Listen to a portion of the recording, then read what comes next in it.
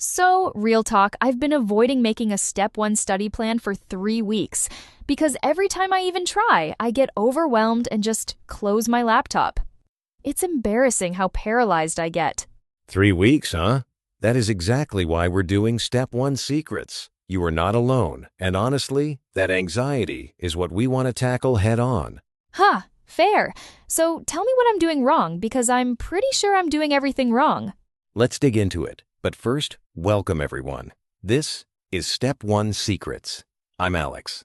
And I'm Jamie, the med student who is, not exactly thriving with Step 1 prep yet, but I'm working on it. Yet is the key. Every episode, we break down one must-know. Step 1 topic resources, study hacks, what actually helps, versus what's just noise. No fluff, no filler. And I'm basically here to ask all the questions you wish you could ask out loud, but don't want to look clueless. Exactly so, for Episode 1, we're giving you the full 6-month roadmap. We'll talk the core resources, exactly when to start UWorld, how to build your Anki habit, how to use NBMEs to predict your real score, and what to absolutely avoid. If you've ever wished someone would just tell you the plan, this is it. I genuinely need this. All right, let's go.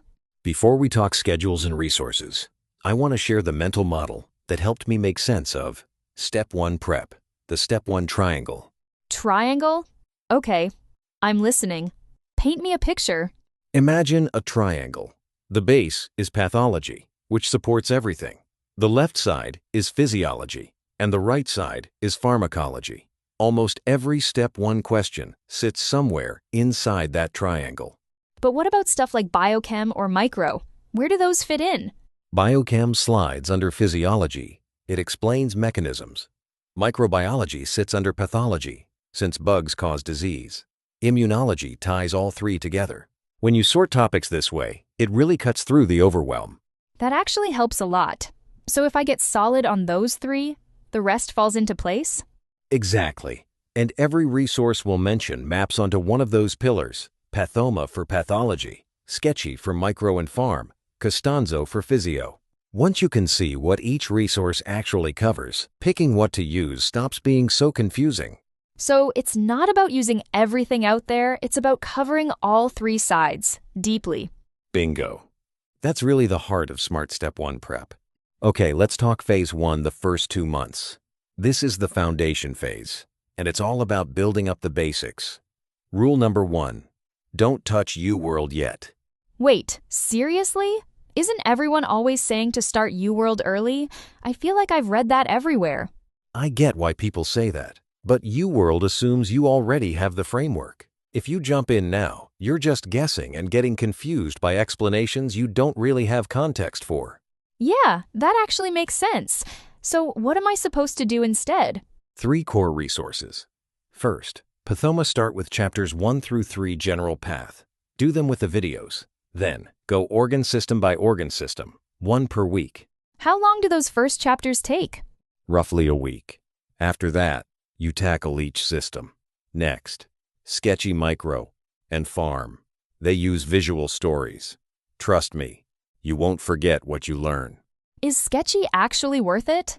People rave, but it's pricey.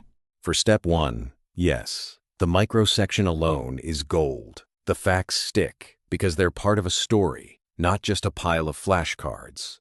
Okay, I'm convinced. But what about first aid? Isn't that like the Step 1 Bible? First aid is your reference, not your main resource. Use it to cross-reference and annotate, not to read cover to cover. You'll retain way more that way. Got it. Reading first aid like a novel is officially out. I'll save that for the don't do list. Moving to Phase 2 months 3 and 4. This is the active recall phase, and honestly, this is where people tend to either fly or flop. What makes people flop? What's the trap here? No system. People mix UWorld, random Anki, rereading notes, and end up spinning in circles. Instead, you need a loop. Morning Anki, midday UWorld, evening wrong answer review, then update your Anki. And you do that every single day. That sounds exhausting, but also kind of satisfying if you can get into the rhythm. The first 2 weeks are rough, but once you're in the groove, it's autopilot. Anki is first use the Zanki deck. No need to reinvent the wheel.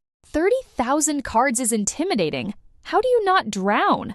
You only add cards as you tackle each system. By phase 2, your daily reviews are mostly familiar, with just a few new ones. Target 200 cards each day. 200? How long does that actually take? 60 to 90 minutes, sometimes less. Do it first thing. Before you're fully awake, it actually helps memory. Wild. Okay, UWorld, 40 questions, timed. But why not tutor mode? I like seeing explanations right away. That's tempting, but exam day is all timed, no feedback. You want that discomfort to feel normal, so you're not thrown off in the real thing. And for wrong answers, how deep do I go? For every wrong question, why was I wrong? Why is the right answer right? And what other questions could they ask about this concept? That last part is where the real learning happens. Honestly, I've always skipped that third step. No wonder stuff never sticks. It's the difference between getting by and truly crushing it. All right, so we're 6 weeks from the exam and, I'm not gonna lie, starting to panic. What does phase 3 look like? Totally normal. Phase 3 is all about swapping panic for data. You start with an AMBOSS. Self-assessment gives you a predicted score, plus a breakdown of weak spots. So AMBOSS comes before the NBMEs? I always thought you just hit the NBMEs right away. AMBOSS is for diagnosis, shows you weaknesses to target. NBMEs are for prediction. After AMBOSS, do NBME 18, then 20, then 24, all in strict exam conditions. And those NBME scores, do they actually reflect what you'll get? Pretty closely. NBME scores plus 5 to 10 points usually matches your real exam. They're actually a bit tougher than the real thing. That's actually kind of comforting. So, free 123 weeks out, right? Exactly. Free 120, timed. Review every miss twice. Final week is key. No new content, just review your weak Anki cards and annotated first aid.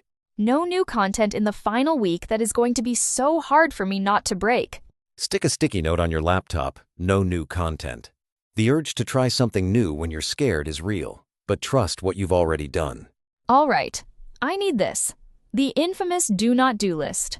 I suspect I've broken every rule on it already. Honestly, I did too my first time around. Mistake 1. Reading first aid cover to cover. Guilty. I've literally tried that. Boring and nothing sticks. Exactly. First aid is an encyclopedia, not a textbook. Use it to annotate, not to binge read. Mistake 2. Doing all your UWorld blocks in tutor mode. Once you hit phase 2, timed mode only. Train the way you'll compete. Got it. What else? Mistake 3. Passive sketchy. If you just watch the videos and move on, you forget everything. After each sketch, close your laptop and walk through the scene in your head, piece by piece. That's so true. I've watched the same sketchy video 3 times and still can't tell you what was in it. Because watching isn't learning, recall is. Last big mistake. Adding a shiny new resource in the last 6 weeks. Resist the FOMO. The resources you know inside and out matter far more than anything new at the last minute. That's honestly so validating to hear. Maybe I can finally stop hoarding new study guides. Exactly finish what you started and go deep, not wide. Give me the nitty-gritty. What does a week actually look like? I'm opening my calendar as we speak. Monday to Friday. Same rhythm every day. Morning 200 Anki cards. Midday content review with Pathoma and Sketchy, depending on the organ system. Afternoon 1 timed. UWorld block. 40 questions.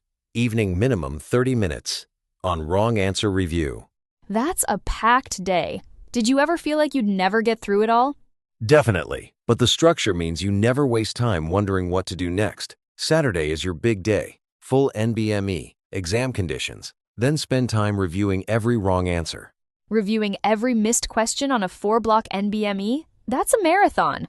It is, but it's your most valuable study day. And Sunday? Cut your Anki reviews down to 100 cards and actually rest, real rest. Not studying while Netflix is on kind of rest. So real downtime is officially part of the plan. That actually makes me feel a little less guilty about taking breaks. Rest is how your brain consolidates. Burnout right before the exam can undo months of work, so protect your Sundays.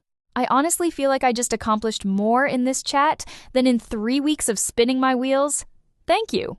Ah, that's exactly what we're hoping for. So here's what to actually do next. Grab your calendar, find your exam date or your goal date if you haven't scheduled yet, and count back 6 months. That's your official start date for Phase 1. But what if you don't have 6 months? I know some people are starting way closer to their test. Then you compress the plan 4 months, 3 months. We can help you adjust. Reach out to us, and we'll walk you through what changes. Seriously, we want your questions. Tell us your exam date, what phase you're in, or what's tripping you up. Message us wherever you're listening, and we'll reply, promise. And for our Episode 1 Listener Challenge, tell us what Step 1 resource confuses you most. Anki, UWorld, First Aid, whatever. Whichever gets the most votes becomes our next deep dive episode. My vote's for Anki because I still don't get how to actually use it right. Noted. Anki deep dive is coming. Next week, cardiology MI, heart failure, arrhythmias, murmurs, all the high-yield stuff in one episode. Perfect, because my cardiology knowledge is still a disaster. I'm ready. We'll fix it. Thanks for joining us on Step 1 Secrets. Hit subscribe so you don't miss an episode. See you next week.